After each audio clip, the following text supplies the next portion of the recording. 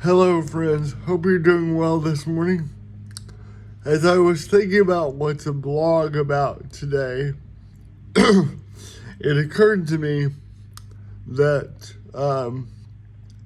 we just came out of the 4th of July, of course. This is July 7th, I believe. Pardon me, and I'm still dealing with some lingering allergy issues, so if I sound a little bit more croaky than usual, that's why.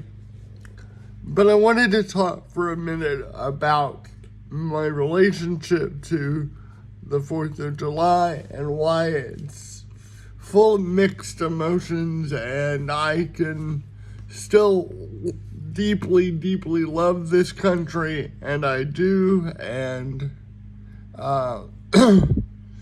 still have so many unanswered questions and sort of mixed emotions around the 4th of July, and typically the way that patriotism is framed right now. I love this country. I love this country's story. I love history, primarily American history. I love all history, but I'm deeply interested in American history. I've read almost everything one can read about American history, definitely that's come out in the last 30 years. My favorite book ever is probably Ron Chernow's Hamilton, which the play is largely based on. I love that book. I read it about once a year. Hamilton is my favorite founding father, was way before the play ever, the musical ever came about. I do love the musical. I'm a bit obsessed.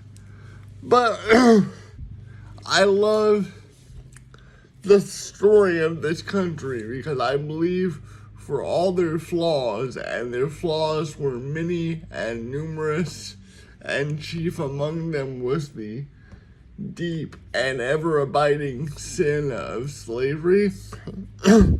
But for all their flaws, I think America was founded out of a sense of we can do better and we can be more than the country and the monarchy we came from. And I have family who, my father, well, let me start out by saying my grandfather's generation, several of them served in World War II. My grandfather served in North Africa, I believe, against Rommel, the Desert Fox. Was wounded, got a Purple Heart. My father has served in Desert Storm, I believe what at that point was called Desert Shield, Bosnia and Afghanistan, commanding a unit in Afghanistan, helping that country rebuild out of the civil affairs unit out of Lubbock, Texas, and later San Antonio. And so I have a deep and abiding connection to American history and the American, particularly military story. And even as my views have shifted and politically have gone a slightly different direction, I hold my father and I hold all veterans in a deep respect and honor.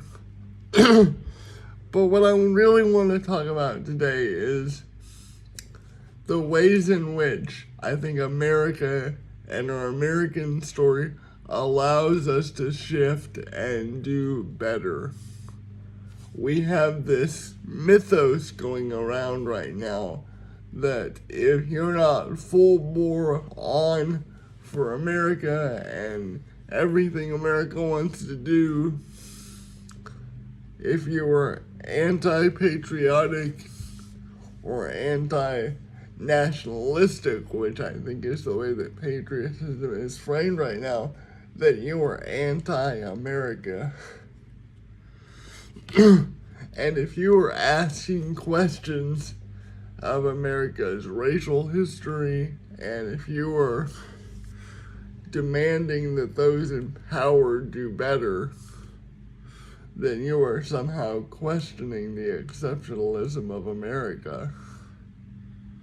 And I think that is more dangerous than anything in the world right now in terms of our American story, because I believe it is the American story and our flawed, deeply, deeply flawed history, and the fact that we were born out of a country and a group of men that, for all their flaws, and there were many, wanted to do better.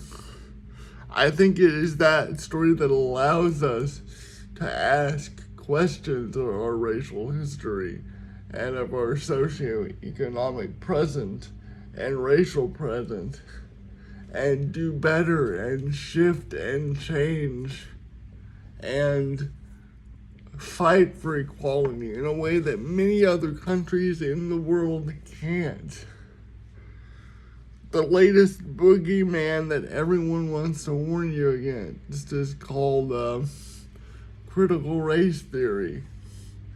And all that critical race theory asks us to do is examine the ways that those in power stay in power, and the racial dynamics and racial inequality that drives that power home and allows that power to stand.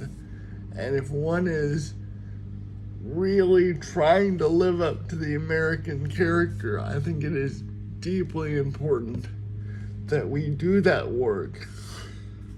Number one, that's not taught in elementary schools or junior highs. There's parts of me that wishes it was, because we need to be asking those questions early. But it's taught in graduate schools. It's deeply complex. But we need to be asking ourselves as Americans, how can we do better? How can we create a system for persons with disabilities where the ADA, the law that I talk about so much, is the floor and not the ceiling?